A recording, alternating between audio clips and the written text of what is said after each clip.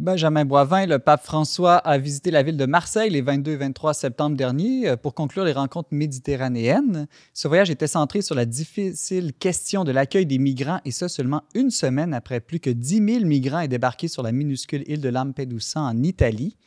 Benjamin, qu'est-ce que le pape est allé faire exactement à Marseille? Est-ce que c'était une visite, disons, davantage pastorale ou politique? Bien, un peu, ces questions sont toujours un peu mélangées, mais évidemment, le pape François a commencé son pontificat avec la question de la migration. La première visite qu'il a faite à l'extérieur du Vatican, ça a été à Lampedusa, justement. Et cette question-là, vraiment, a traversé son pontificat. Il s'est exprimé là-dessus à plusieurs reprises et de fait, avec un ton de plus en plus, disons, radical, avec des injonctions, finalement, des demandes à l'égard des chefs d'État qui sont de plus en plus radicales. Et cette visite-là à Marseille, le pape François, on sait, il a un peu dit qu'il allait visiter Marseille, il n'allait pas visiter la France. Il pense un peu l'espace méditerranéen comme une zone humaine, sociologique, anthropologique, qui a besoin d'être réfléchie dans sa globalité, dans son intégralité, plutôt que par différents pays.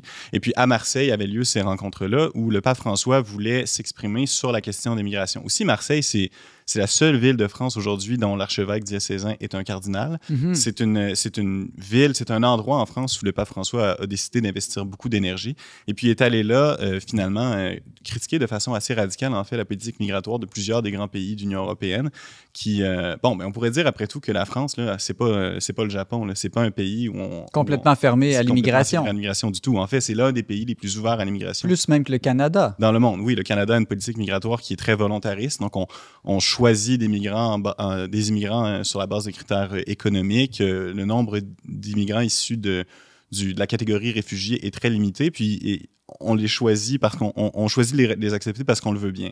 Et on n'hésite pas à renvoyer aussi ceux qui n'ont pas de papier dans leur pays. Non, c'est ça. Ce que d'autres pays ne font pas non plus. Exactement. Mais malgré tout ça, le pape François a choisi de s'exprimer très fortement. Il a critiqué aussi une culture de l'indifférence. Il a même parlé de fanatisme de l'indifférence. Et puis, il a choisi de faire de ce sujet-là un thème, disons, de lui donner une portée évangélique pour faire, disons, travailler la conscience des croyants et des non-croyants partout à travers le monde méditerranéen. Donc, le pape a vivement interpellé sur la question de l'accueil des migrants, mais je crois qu'il a aussi parlé au sujet de l'euthanasie, d'enjeux éthiques au niveau de la vie, alors que la France s'apprête, entre autres, à passer une nouvelle loi pour toutes les questions de fin de vie. Oui, tout à fait. Souvent, quand on parle du pape François dans les médias, on retient comme un aspect de sa personnalité ou de son discours politique et social. On parle beaucoup de ce qui semble être du progressisme dans sa manière de parler de migration, justement. Mais le pape François ne manque pas une occasion de parler de ces enjeux-là. Et puis en France, justement, où ces questions-là sont très présentes actuellement dans l'actualité, il a répété à plusieurs reprises, là, notamment dans son entretien post-voyage en avion, là, on ne joue pas avec la vie, on ne joue pas avec la vie. Il a répété à plusieurs reprises, il dit du début jusqu'à la fin, on n'entre pas dans une espèce de fausse utopie où on fait disparaître la souffrance, l'inconfort. Il a d'ailleurs saisi l'opportunité de recommander à nouveau le fameux livre de Robert Hugh Benson, Le Maître de la Terre, qui est un livre qui avait été recommandé aussi par Benoît XVI à l'époque, là, qui justement met en scène un peu une culture où on veut faire disparaître la souffrance, la misère, on veut faire disparaître la fragilité. Donc le pape François insiste beaucoup sur la nécessité d'avoir une culture de la vie authentique qui respecte toutes les implications de ce que ça... Donc, autant les migrants que la fin de vie ou le début de la vie, l'avortement ou l'euthanasie. Exactement. Et puis, il a parlé du bassin méditerranéen comme une tombe à ciel ouvert. C'est pas un langage... Il a le sens de la formule forte. Il est assez habile. Mais bon, ces formules-là, finalement, elles nous accusent, finalement, là, indépendamment de nos positions prudentielles sur ces questions-là. Qu'est-ce qu'on pense qui devrait être fait? Quelle est la meilleure politique à adopter pour gérer ce problème-là? Parce qu'il y a évidemment un problème à gérer. Et ça nous renvoie devant notre conscience et devant la nécessité de réfléchir à ces choses-là avec humanité, avec en tête la perspective du bien commun. Benjamin, on dit souvent que le pape exerce le pouvoir spirituel, que l'Église doit être séparée de l'État. Mais là, on a un pape François qui se mêle beaucoup de politique. Est-ce qu'il fait bien ou il fait une erreur?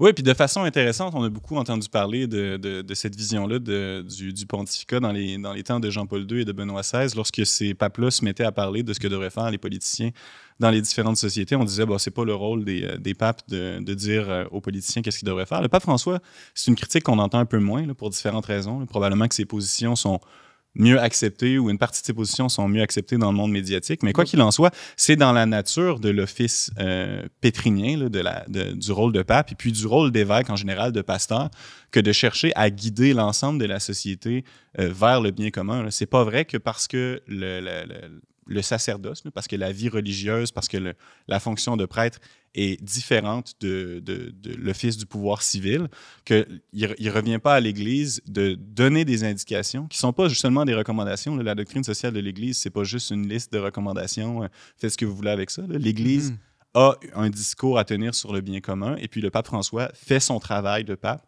en exigeant des dirigeants des différents pays qui rencontrent ces nécessités-là. Sans aller toutefois dans l'ultra particulier. Il ne dit pas voici le nombre précis de migrants que chaque pays devrait recevoir, mais il dit chaque pays doit être charitable, doit respecter la dignité humaine des migrants, avoir une politique d'accueil. Ben oui, tout à fait. D'ailleurs, le pape François a déjà répété à plusieurs reprises que c'était normal que chacun des différents États ait un seuil ou des principes, des politiques particulières pour déterminer quelle est la juste proportion de migrants qui sont capables d'accueillir. Le pape François ne fait pas la promotion d'une politique d'abolition des frontières sur le plan technique ou sur le plan comme des politiques publiques. Ce n'est pas ça qu'il fait.